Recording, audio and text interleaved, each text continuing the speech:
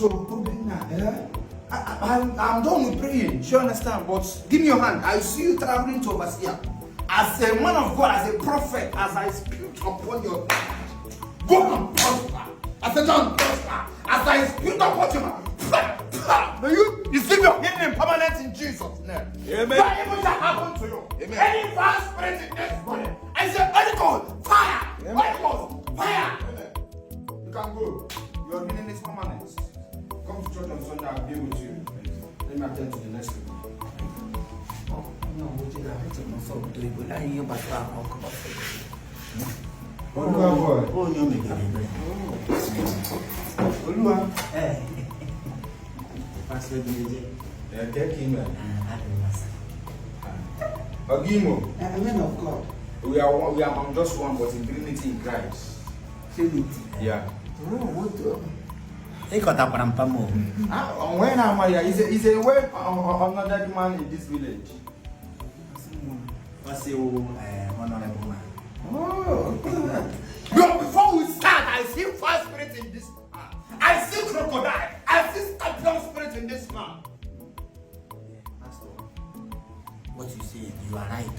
You teach you. And I'm not seeing as you are seeing. I know my own teacher, but you only one on him and bam. See, you look because when I was praying for me and I see a woman with issue of blood. That's why I'm discussing this issue. The blood was extracted from a foul spirit. Yeah, that's a foul spirit in the issue of blood. What's the issue of blood?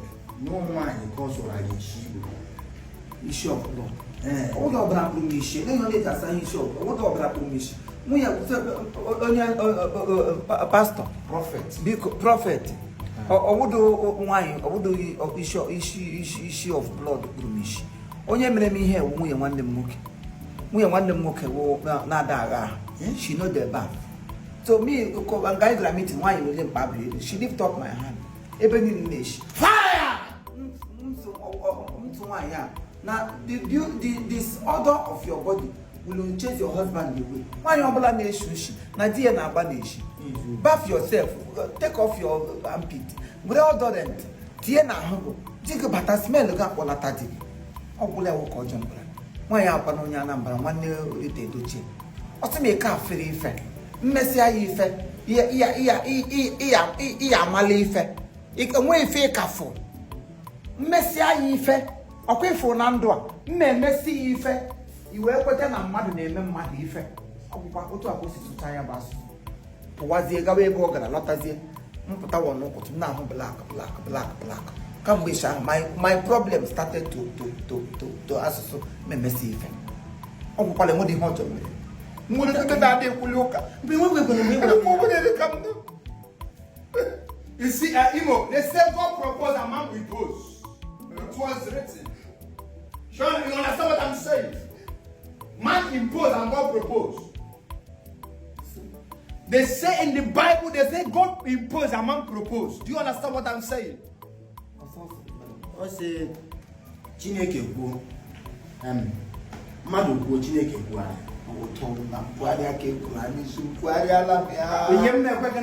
I'll put smiles on your face today.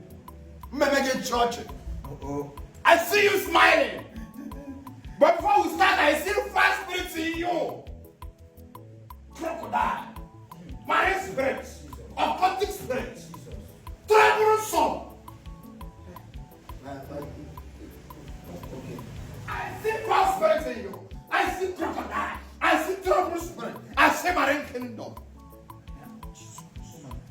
Let's talk now some more. Crocodile, foul spirit, marine kingdom. Imo Tony.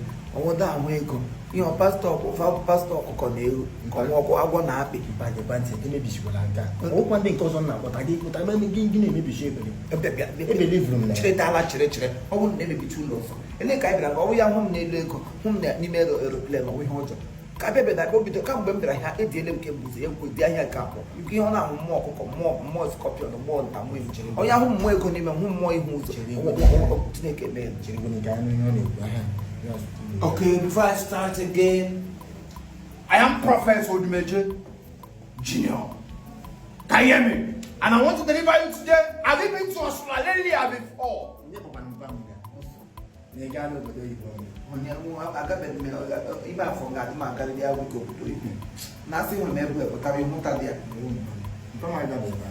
Do you have any small change in your pocket?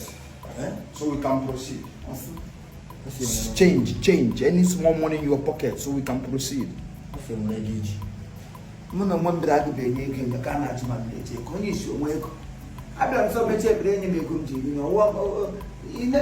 Pastor, me come to you to help me. Pray to me, eye open, then give me money for food. Oh, him to the and I see them change. As the one as if me never change. As to him, she call all for the deliverance. All of you, just deliver our good in Pamuba. Maga, Chota 1 or 2. Yanga would heavy. Okay. In Pamdi. Okay, we don't know any game.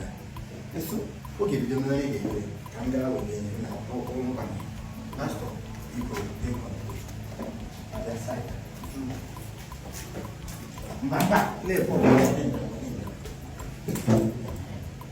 I'm not too well.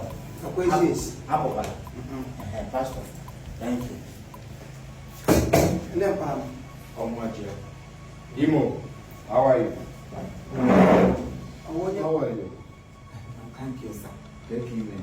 Fine, sir. The business just started. How are you? I'm fine. Are you ready? Wow.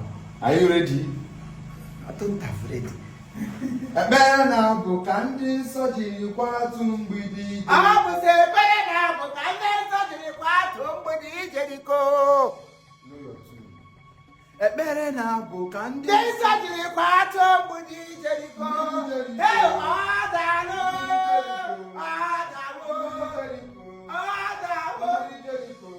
Ọdawo. Ekpere na-abụ ka ndị nsọ jiri kwatu mgbidi. Ekpere na-abụ ndị nsọ jiri kwatu mgbidi Jeriko. Ekpere na-abụ ka ndị nsọ jiri kwatu mgbidi Jeriko. Ekpere na-abụ ka ndị nsọ jiri kwatu mgbidi Jeriko. Mgbidi Jeriko. Ọdawo. Mgbidi Jeriko. Ọdawo. Mgbidi Jeriko.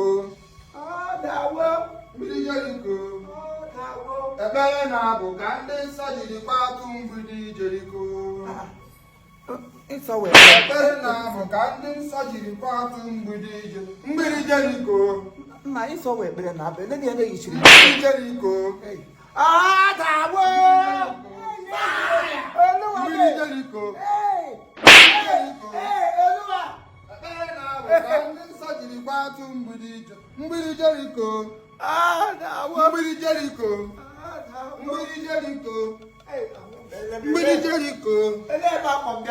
Ekpere na-abụ ka ndị nsọ jiri kwatu mgbidi Jeriko. Mgbidi Jeriko. Ekpere na-abụ ka ndị nsọ jiri kwatu mgbidi Jeriko. Mgbidi Jeriko. Any pastor, I resist you. I bind you. Mgbidi Jeriko. Prophet, this is my blindness. No be best to do me again. Now from birth. Now from my mama womb the thing follow come. Okay. Now this now follow come trademark. No healer again. No. Imo, the saying is from God's presence. I say healing. And when we don't hear the guy, we never bury anybody from our family. So really I'm not the guy.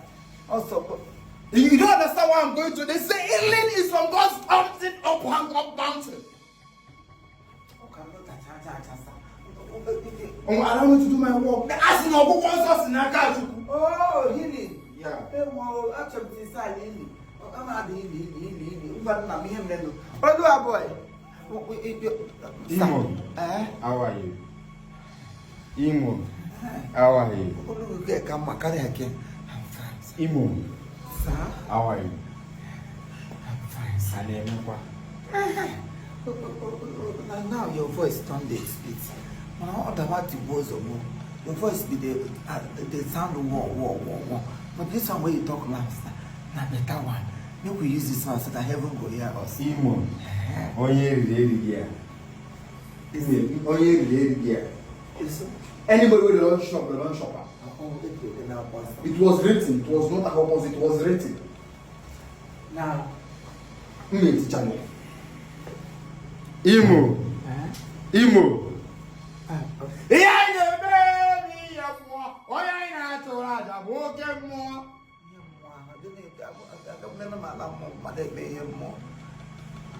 Imo. My clothes, make I wear them back. The says in the Bible, when the Lord is about to hit this couple, it says, "Oh, as soon as we're going to this so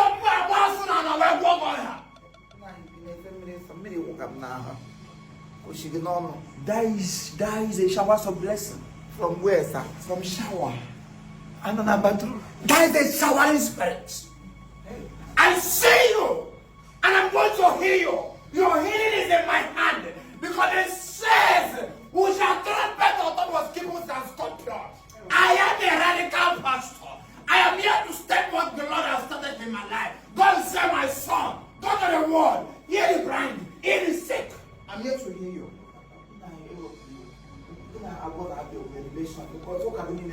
Because it was written in the Old Testament, God created everything. God created woman, God created animal, and the end He created the same.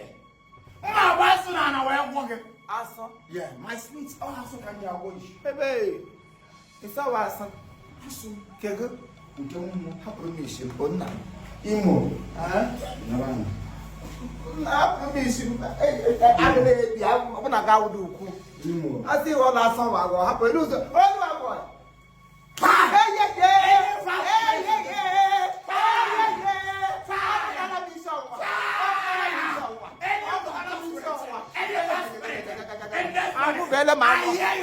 I hear you.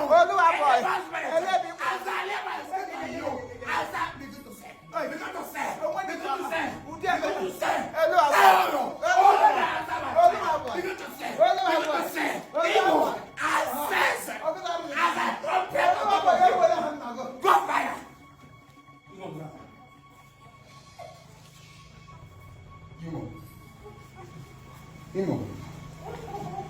There shall not be any concrete spirit in this life. You can't die in my office. As a man, begging bar now. They can't die begging bar. They can't die begging bar now. Fusa. They can't die begging bar now. They can't bar now. Any cigarette. They can't bar now. Any cigarette. They can't buy any cigarette. You may have Fusa. You have Fusa. They can't buy any partner. Imo.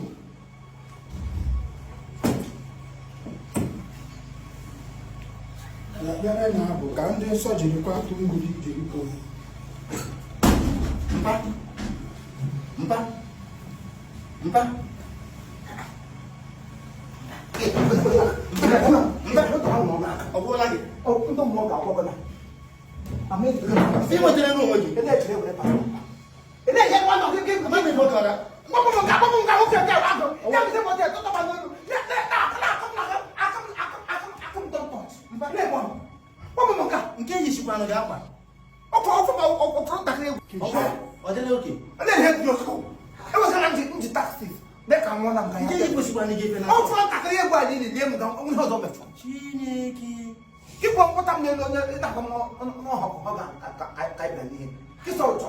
Every time come now, talk about how I shall work. Oh no, don't you tell one?